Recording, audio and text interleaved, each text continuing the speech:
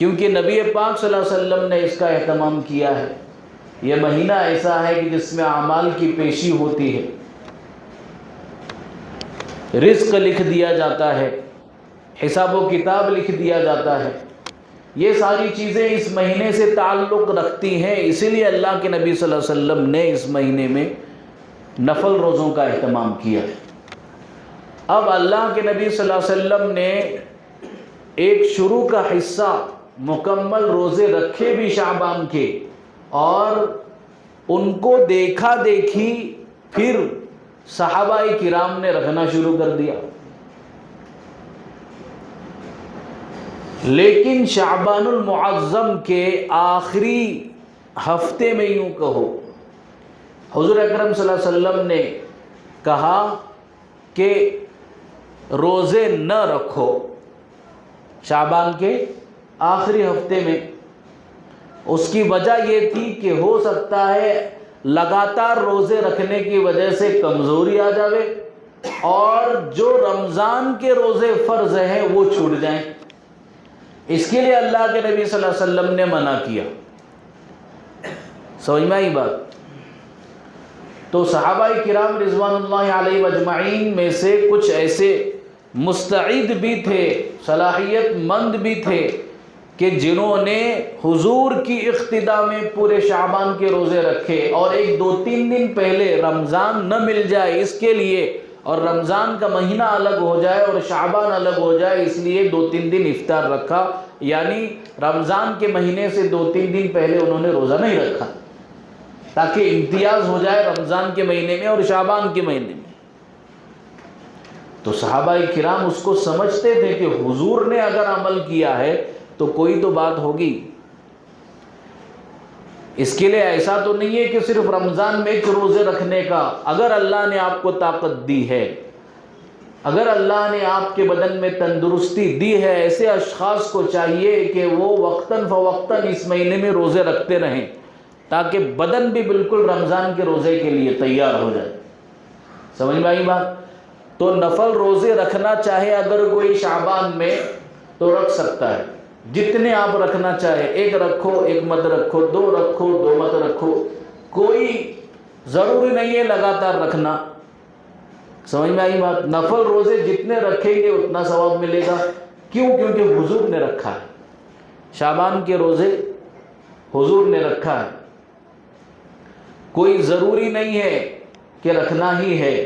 یہ بھی بات سمجھ لو کہ رکھنا ہی ایسا ضروری بھی نہیں ہے، سنت کی اقتداء ہو جائے اس لیے رکھنا چاہے تو رکھ سکتے۔ ایک بات تو یہ ہے کہ نبی پاک صلی اللہ علیہ وسلم نے اس مہینے کے اندر روزوں کا اہتمام کیا۔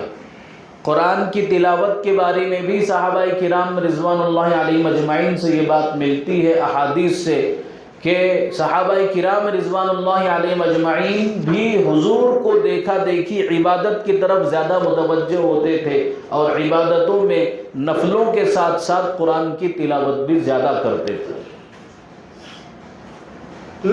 تو ہمیں بھی چاہیے کہ ہم تھوڑا سا اپنی جو غفلت ہے، جو سستی ہے، جو کاہلی ہے، جو پچھلے 10-11 مہینوں سے چلی آ رہی ہے، اس کو اب کیا کر دیں۔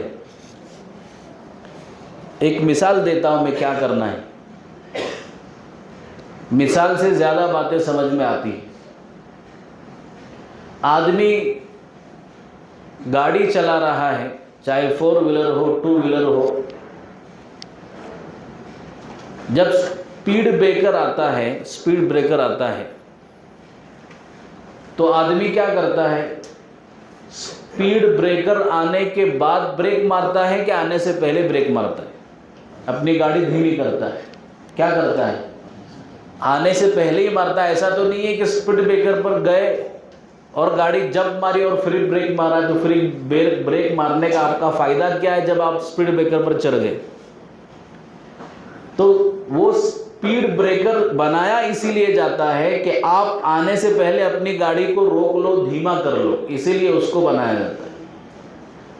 اور اس وقت میں آدمی کو بریک مارنا ضروری ہے، ورنہ آپ حادثے کا شکار ہو سکتے ہیں۔ سمجھ میں آئی بات؟ تو شعبان المعظم کا مہینہ یہ مقدمہ ہے رمضان کا۔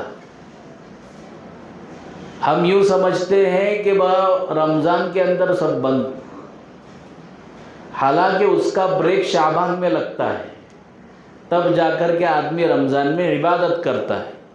آپ ابھی بریک لگاؤ گے تو رمضان میں آپ کی گاڑی برابر اترے گی سپیڈ بریکر پر سے۔ ابھی آپ نے بریک نہیں لگایا تو رمضان میں بریک لگے گا، اس کی کوئی گارنٹی نہیں ہے۔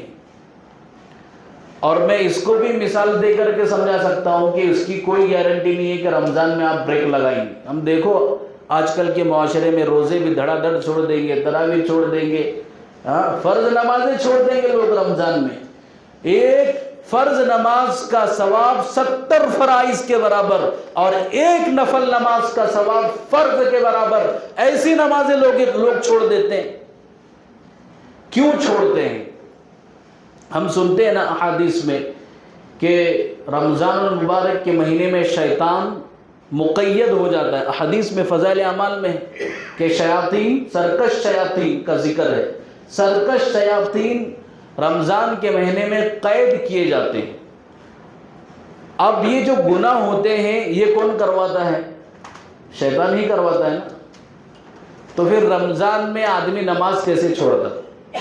رمضان میں آدمی روزہ کیسے چھوڑتا؟ رمضان میں آدمی گناہ کیسے کرتا ہے؟ یہ ایک سوال ہے، یہ ایک سوال ہے، یہ ایک کویشچن ہے۔ پھر رمضان میں آدمی سے غفلت کیسے ہو جاتی ہے جب سرکش شیاطین قید ہو جاتے ہیں؟ اس کا جواب میں آپ کو ایک مثال سے دیتا ہوں، اچھی طریقے سے سمجھ میں آئے گا۔ سائیکل ہوتی ہے نا، سائیکل کا آپ سٹینڈ لگاؤ اور اس کا پینڈل گھماؤ، آپ پیچھے کا ٹائر الٹا کرو تھوڑا سا اور گھماؤ، گھومنا شروع ہو جائے گا۔ گھماؤ اسپیڈ سے گھماؤ اور پینڈل چھوڑ دو۔ پینڈل چھوڑنے کے بعد میں وہ ٹائر گھومنا بند ہوتا ہے کیا؟ نہیں ہوتا۔ اس گھومنے والے ٹائر کو روکنے کے لیے کیا کرنا پڑے گا؟ بریک لگانا پڑے گا۔ کیا کرنا پڑے گا؟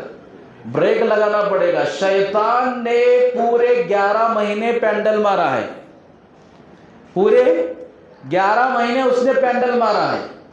اب رمضان میں اس پر بریک لگانے کا کہ نہیں لگانے کا وہ اپنے ہاتھ میں ہے، وہ چھوڑ کر چلا جائے گا پینڈل۔ شعبان کے 30 شعبان کو وہ پینڈل چھوڑ کر کے چلا جائے گا، لیکن ٹائر تو گھومتا رہے گا، اس کا اثر ہے وہ پینڈل جو 11 مہینے گھمایا اس نے۔ پینڈل جو 11 مہینے اس نے گھمایا اس کا اثر یہ ہے کہ وہ گھومتا رہے گا ٹائر۔ رمضان میں اگر آپ نے گناہ نہیں چھوڑے اور نمازوں کا اہتمام نہیں کیا، روزوں کا اہتمام نہیں کیا، تو شیطان کا اثر آپ پر باقی ہے، آپ نے بریک ہی نہیں لگایا۔ اور بریک لگانے کا مہینہ شعبان کا مہینہ ہے، بریک لگانے کا مہینہ شعبان المعظم کا مہینہ ہے۔ اس لیے گناہوں پر اب بھی بریک مارنے کا، تب جا کر کے آپ رمضان کو اہتمام کے ساتھ، پوری توجہ کے ساتھ، اکابرین نے، ہمارے علماء دین نے، اسلاف نے، صحابہ کرام نے جس انداز میں اہتمام کے ساتھ، تاکید کے ساتھ